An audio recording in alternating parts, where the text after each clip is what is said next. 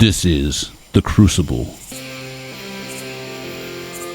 the JRTC experience. Do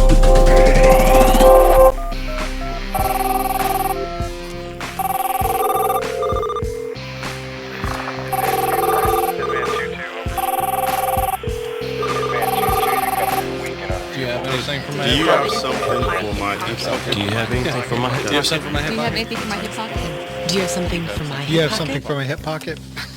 Do you have anything for my hip pocket? something for my hip pocket? Do you have something for my hip pocket? Do you have something for my hip pocket?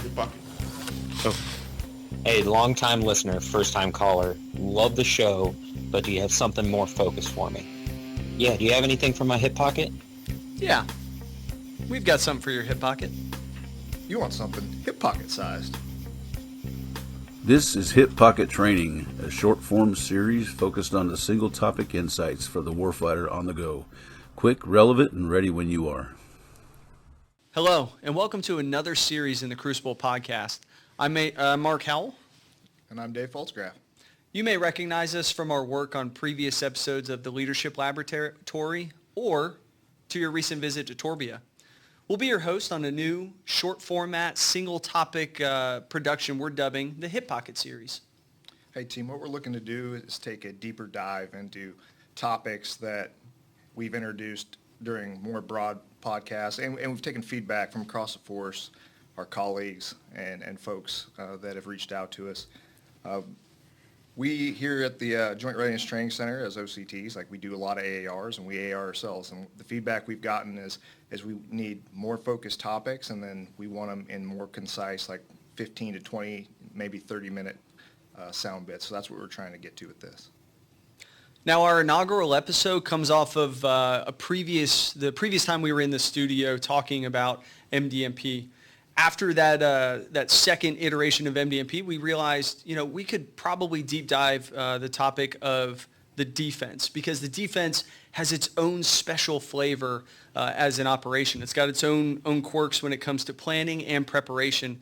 And so that's what we've decided to do is pull folks in order to talk about those phases of the defense. Yeah, team, when folks come down here, what we always say is the defense is mountain phase at the Joint Readiness Training Center, and it really is. So before I introduce the team here, we're looking to talk through the planning, preparation, execution, and then also how, the assessment, continuous assessment goes through that. So going, here to my left, Captain Ash joined us from 1st of the 509th, otherwise known as Geronimo, or the deadly North Torbian Forces. I have Major Ziegler here. He's from Infantry Task Force, engineer by trade. Sergeant Jinks joining Captain Ash from the 1st of the 509th, and then I have my fires expert, Master Sergeant Roberts, been helping us out. All right, so to kick things off, we're going to go ahead and start in sequence, right? The first thing we're going to do is we're going to plan for the defense operation. So one thing that I've noticed being an OC here is a lot of folks tend to, even at the brigade level, focus on either the steps of engagement area development or the steps of COA development. And that's why the defense has its own special flavor, because it's actually the combination of the two. So for instance, if you go through, if you add AGADAP in terms of COA dev, so assess relative combat power, generate options, array forces, develop the broad concept, assign headquarters, and then prepare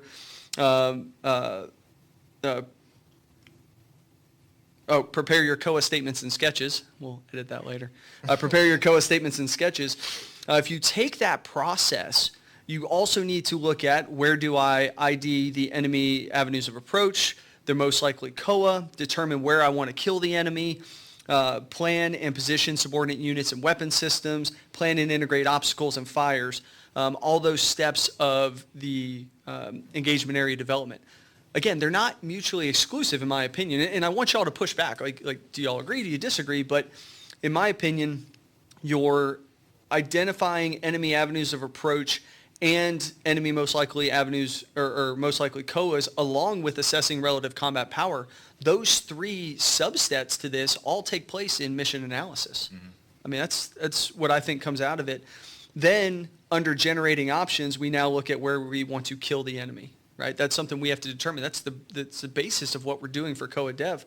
Arraying forces is tied in conjunction with planning and positioning subunits and weapon systems. And I don't think we, well, depending on echelon, at the brigade level, we're not laying in rifles, but we're laying in our most casualty-producing weapon systems.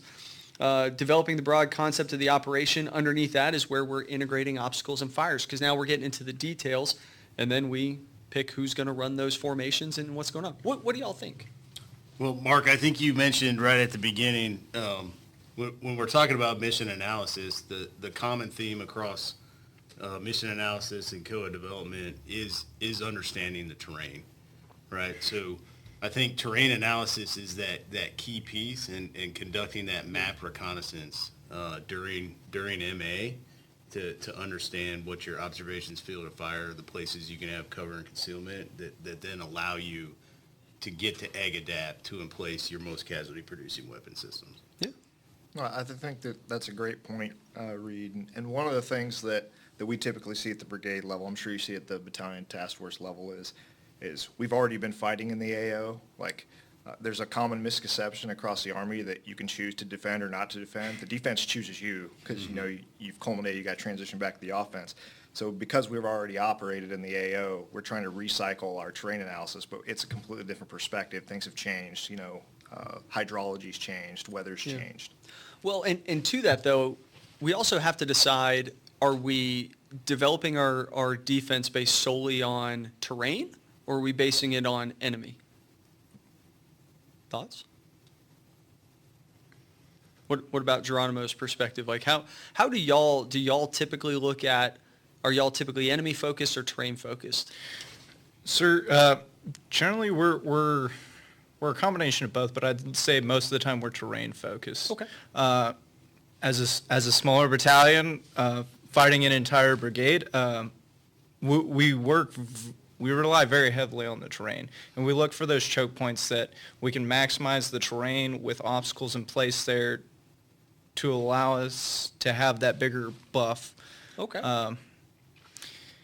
And what I like what you said about the terrain analysis being different for the offense and the defense, and that's one thing that, preparing for this and thinking about it, that I've seen in the box is identifying likely avenues of approach and looking at most dangerous avenues of approach, because somewhere out there's someone who's willing and capable of going through that severely restrictive terrain in order to kill you. Yeah. I've learned a lot. I've learned that from the defenses that we've broke. Yeah. And it's almost happened to us a few times too. Yeah. And you can assume risk somewhere, but you have to be able to mitigate it. And you have to have a subsequent BP or method of mitigating that risk should they choose to take it. Yeah. Hey, and I know you mentioned mitigating risk there, and one of the things that we also or often see that's kind of lacking on the RTU side is utilizing fires to mitigate those risks, right? So when you're out there and you decide, hey, this is where I want to put my engagement area, I'm going to do obstacle effort on the main avenue of approach, which could be like Artillery Road or Youngstown Road. Yeah. Because typically we're facing a mechanized threat. Well, you're right. There's all these tertiary trails, and you're going to run out of time at some point. So how do I mitigate that risk? And I think fires is where that answer lies. To go back to what you're saying, sir, I would say fires is a little combination of both, of terrain and enemy. Because we both have to, obviously everything is dictated on where we want to kill the enemy at. Yeah. And then what drives that is the direction of the enemy, the rate of march of the enemy, which drives how we can establish our triggers, do our trigger math.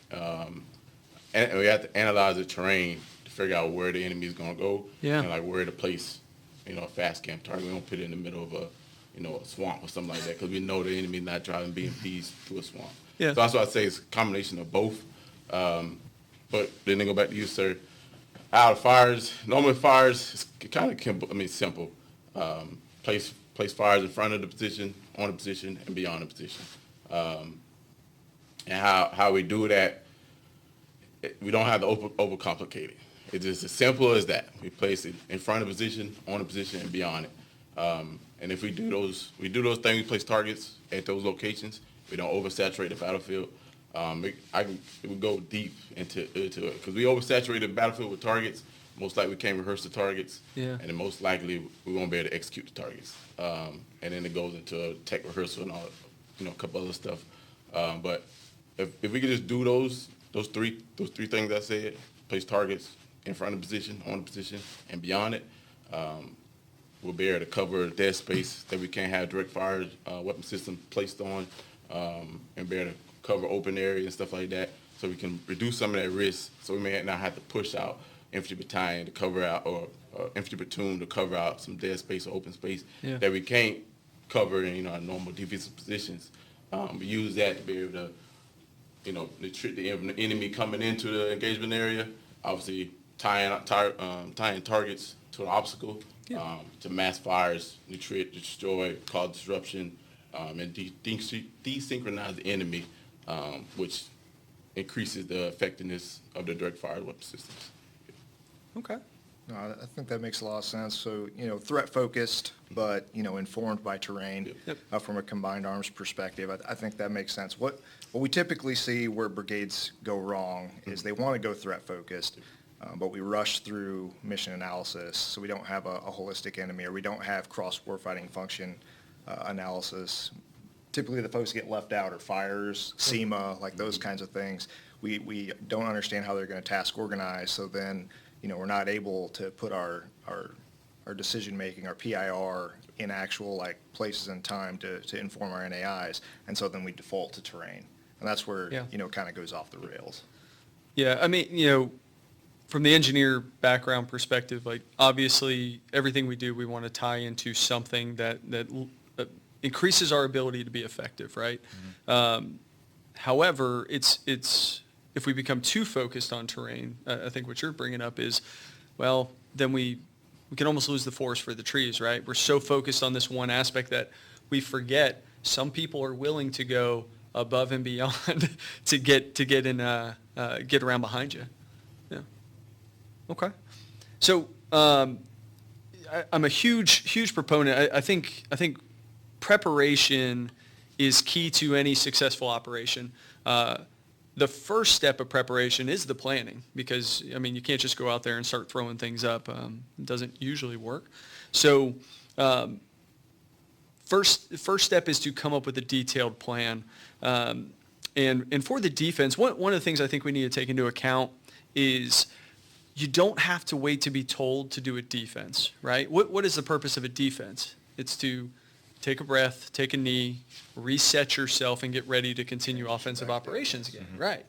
So as opposed to waiting for our higher headquarters to tell us where to prepare or where to establish our defense, we should probably start preparing where we're going to establish our initial defense before we LD. Mm-hmm. That's my personal thought. What are y'all's thoughts on that? I think when units come here, they take too long, like you said, to put out to start doing defense. Yeah. So really you want to have maybe 4 or 5 days in JRTC to conduct your defense, but then it takes them so long to plan, and they lose a day, they lose a day. Then they only have 2 days, to do what they need to do, and sometimes that's not enough time to put up a good defense against Geronimo. No, 100%. I know one of the things we coach at Task Force 1 is planning for the defense starts in RSO&I. Mm-hmm. When we talk about or you look at the sustainment piece and the movement of all the Class 4 and Class 5 calculations that need to be made, you cannot wait, right? And that ties back into the planning piece with the terrain analysis, right? If I understand, the frontages between, 2 hilltops or low water crossings, that I can see on the map, I can plan the Class 4 allocation during RSO&I, have my pallets built, and then I'm just moving that to a different location depending on where the flot is. Yeah, well, 100%. So what we're talking about here is it may not be 100% planned because you don't have eyes on the place you're physically going if you're doing it with enough lead time, which actually leads into the next point of if we move into preparation piece, right? So the defense preparation rehearsal is something that we're starting to really coach here. And the whole purpose of the defense prep rehearsal is to synchronize enabler assets in time and space. my personal opinion, that needs to be done before ULD, because if you look at the flow of equipment into the AO, by the time you get all that stuff, the class 4, the class 5, that you need in order to build that defense, if you wait until that point to then start directing where it's going to go, where blade teams are going to start digging in, then you've lost so much time. But if you have an initial plan, you can then pivot the actual location once you get on ground. Hey, I need to move up here. But having that discussion ahead of time of, I'm platoon leader A, I'm moving to this position to link in with First Sergeant B, and everybody knows what's going to happen. It's going to minimize that wasted time, which for my engineer brethren here, like, we hate wasted time, right? So let's go ahead. Let's move into the preparation piece, which there's nothing worse than building a whole bunch of obstacles that never get used.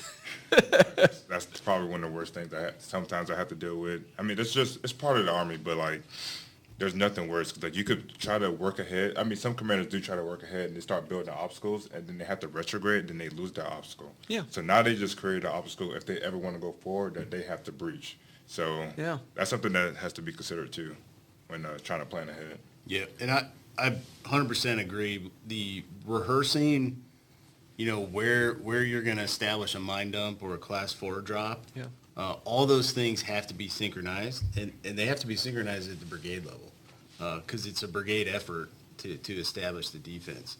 So if you wait until you receive an order, you're already too late, because generally when the op order gets published, we're 24 hours out from no later than defend time, whereas we spent we transitioned 48 hours ago, so you lost 24 hours of time to move supplies around and get supplies down to the company commanders to build EAs in depth. Sir, I got a few things. I don't want to backtrack too far into planning, but one thing for us, Geronimo, just the nature of how JRTC and most rotations go, our defense is very rapid. By the time that we get our order, we have very limited time to prepare. Yeah. And with that, I think it's simple plan with good graphics. Yep. Goes a lot further than getting too in the weeds. For my fellow company commanders out there, a triple C op board's great, but one of the things that you're doing while you're planning and preparing is you have to fight the current fight while you're preparing your defense. Yes. And so you don't have the luxury of time that you think you do. You are in contact while you're digging in. So you need to have a simple plan, because you're always refining your battle position. So if additional time materializes, improve, add more detail. But as long as you have a simple plan with good graphics, with good control measures, execute that, because everybody knows nothing ever goes to plan. Only a few of the defenses that I've ran has the enemy actually came into the engagement area with the forces the way we thought, because the enemy always gets a vote, or at the time that I thought. So it's maintaining that characteristic of the defense of being flexible. And to speak from my time at Zulu, before this I was the High Com and Ex-Com battle captain for JRTC, and none of us in here are sustainers, but I like what you talked about, that you've got to start doing the logistics early, because that is a massive movement. But as you guys have talked about, there has to be someone there to receive it and a plan to utilize those resources. The amount of times we've seen crops with class 4 left unattended and forgotten about, that could have been used, and that aren't tracked as well at the brigade level. And so the brigade is requesting the division for more class 4, and they've already received that a while ago, but it's been dropped somewhere. And there was no one to receive it. There was no plan to get it to the FLOT, to get it to the company commanders. And I think you bring up a good point with that too, is when we talk about preparation, it's also prioritization, right? So what are we prioritizing? Do we know what BPs are absolute? What are secondary based off of a dig matrix? Which class 4 bundles need to go out first, and where? Are we waiting a main effort? Are we doing a forward defense? So we want to push more class 4 forward because we know we have a short security area. So I think prioritization is a big piece as well, and with fires. So going into the preparation, it's a lot for fires, but one of the main points or areas that RTU normally struggles here at JRTC for the preparation of the defense is conducting a tech rehearsal. I know we a lot of the fires OCs, we emphasize it, we harp on it from RSOI and up, doing tech rehearsal. But during enforced on force, the defense is like one of the times where you could do a level 3 digital fire support rehearsal or digital tech rehearsal. And that just includes full sensitive shooter, observers in place, guns and their PAs where they're going to be supporting operation. You do a full sensitive shooter with primary and alternate communication platforms. The FO, platoon observers, whoever it is, company FIST teams, out there on the OPs, the actual battle position that they're actually going to be in position for the defense. They're using the actual targeting devices, lasering the targets, making sure that they have eyes on whatever planned target or obstacle that they're observing, fast cam target, whatever it may be, and they doing a full sensitive shooter, sending mission up, platoon FO all the way up to brigade fires, back down to the FA battalion or the gun batteries, and they doing the full mission processing time, which drives trigger development, so you can refine those triggers. All right, so during that tech rehearsal, you can find out how long the processing times are going to be for a fast cam target. Because the FA battalion should be doing crew drills, going through it just like they actually shooting the mission. But you can find out how long it's going to take to process a fast cam mission. So then if it takes 45 minutes to process a fast cam mission, all right, I need to back, either when I mean back it up distance-wise, I can back it up 200-300 meters when the enemy crosses phase line or wherever it may be. I can initiate this mission because I know processing time is going to take 30 minutes, time of flight 45 seconds, and you're doing the rate of march, doing your trigger math, and calculate all those calculations combined. You discover all those and you find out as much as you can during that tech rehearsal to figure out hey, my trigger point, my trigger math, and we can execute these targets. Because what we see is you got it force and force, we're on time restraints, but to do that tech rehearsal, most units don't do it. So when we time execution of the defense, we go to call up the fast cam mission, come to find out Bravo battery, whatever, ain't got fast cams on the guns. So now they got to get an ammo hauler and move it from Charlie battery. That take 2 hours, and it's already suspension of battlefield effects by the time the ammo get over there. So you identify all those friction points during that tech rehearsal. You understand what comms is not going to work. We understand what digital systems ain't up. We understand what guns ain't in the right position. We understand what ammo is not on the guns. And we understand we're already clearing the air. It's already pre-cleared because we already getting max sword, gun target line. So we already know all those things is already pre-cleared. So when the time to execute, we just call in target numbers and we killing the enemy. But that's one of those big things for fires doing the defense, is executing that level 3 digital tech rehearsal. So you can make refinements of triggers, targets, OP, observer locations, because we can plan it on the map, say, I want Alpha Fist from whatever battalion to go to this grid. Then they get out there and they can't see nothing but 50 meters in front of them. So we need to be able to adjust that target. Adjust that OP. And we got time to make some refinements so we can move that OP 300 meters forward, left, right, so they can get eyes on their fast cam targets, as well as observer plans, redundancies, having primary and alternate observers, and make sure we understand, because there is a shortage of 13 Foxes in the Army. So a lot of times there's maybe infantry PL, infantry squad leader, that's their primary or alternate observer. So you understand that whoever that guy is or she is, understand what they supposed to be doing, how the call fire is supposed to be sounding, who they calling. If comms go down with a company FIST team, they know the call sign for the battalion fires element, so they can process the mission. You just integrate some of those friction points, and so you don't have it while we doing the defense live when you got enemy right in front of you.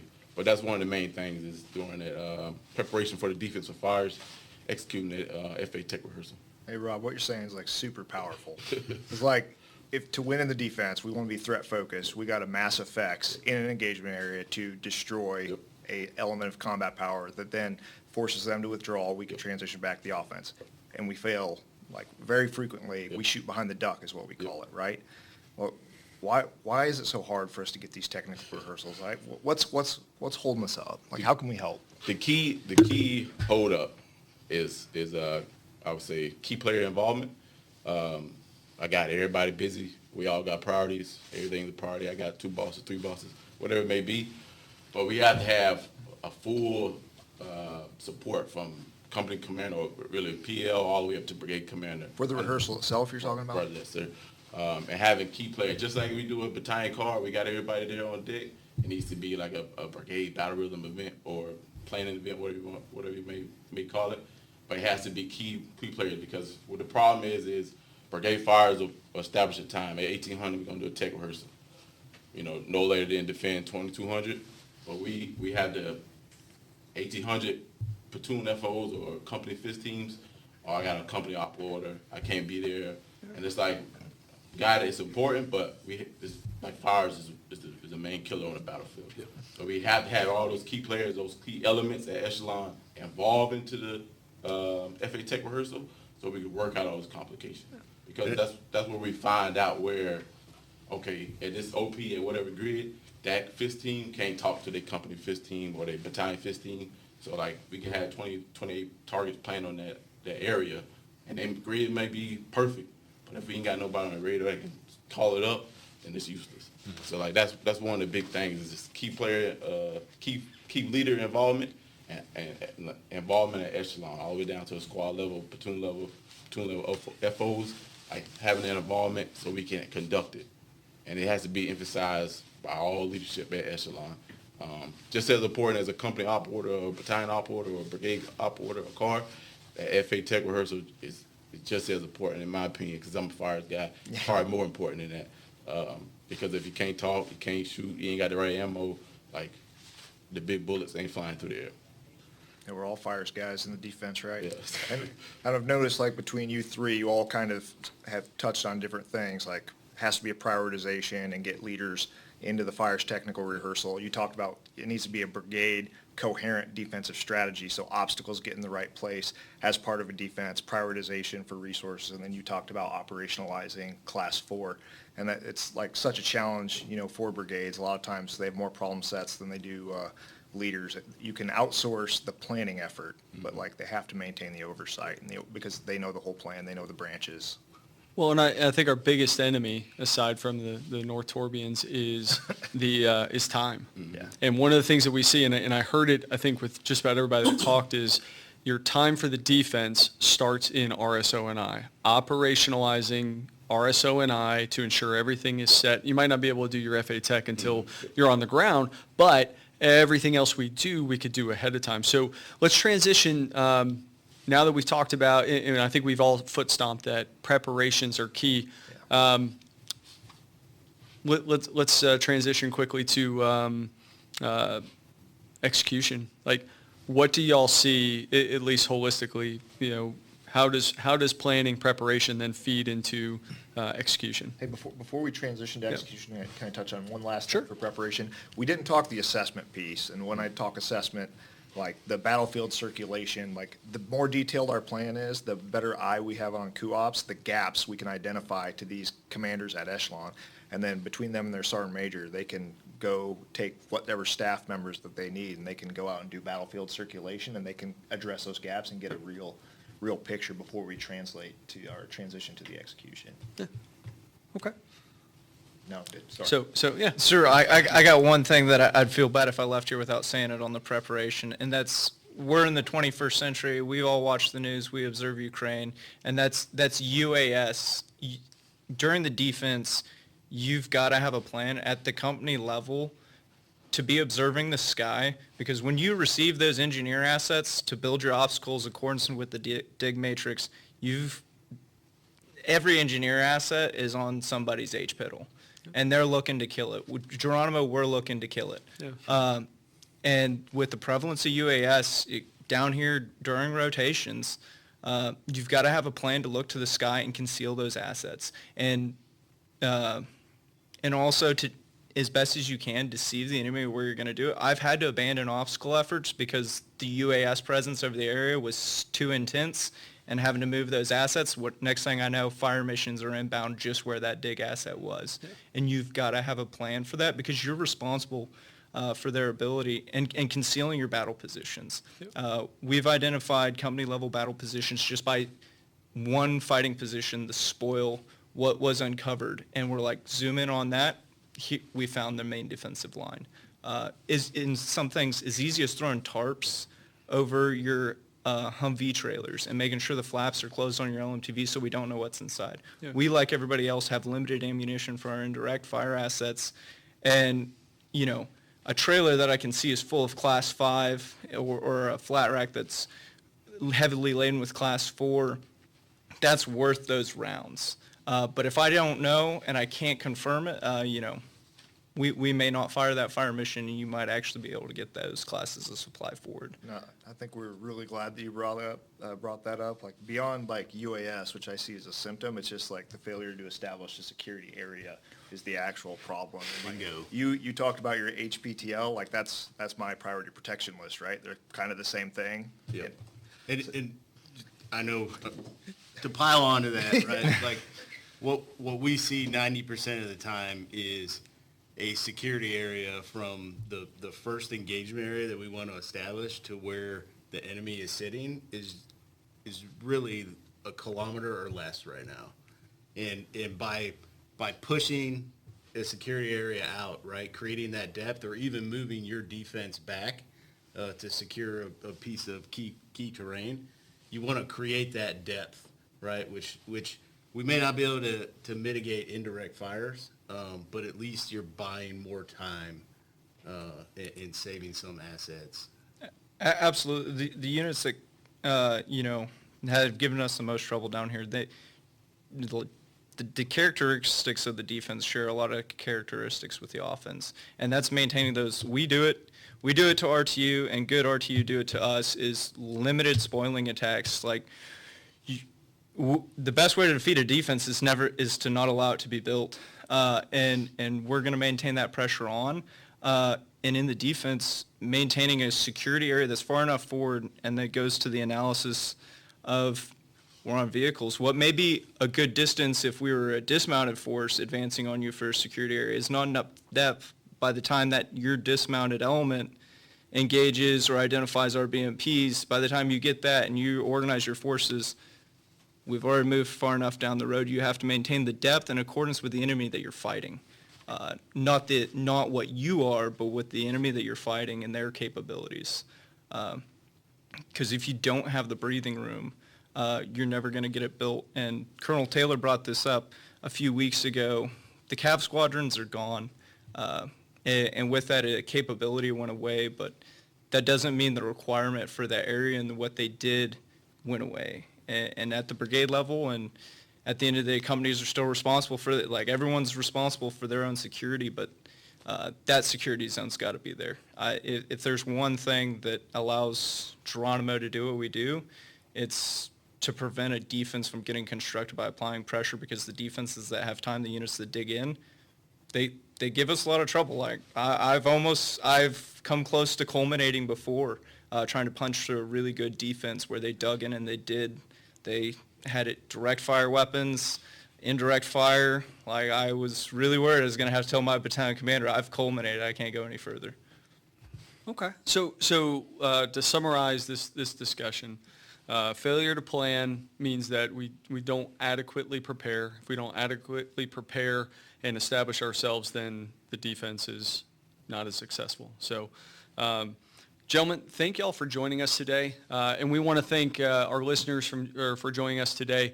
If you have a topic that you're interested in or a question that's burning a hole in your hip pocket, it could be, please let us know, because it could be the focus of a future episode.